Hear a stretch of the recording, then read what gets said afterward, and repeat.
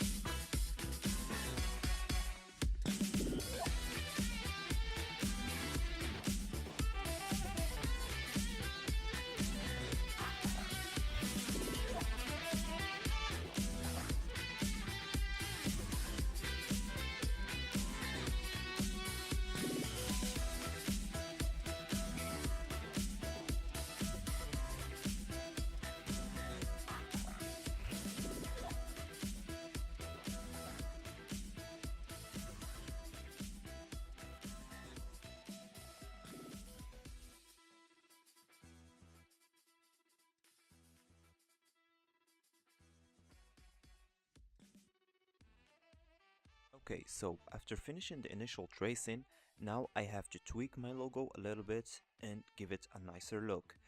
So now I fixed the curves and some of the letters and fix it with the baseline I had already so it can look nice and consistent, and also the spacing between the letters look a little bit balanced.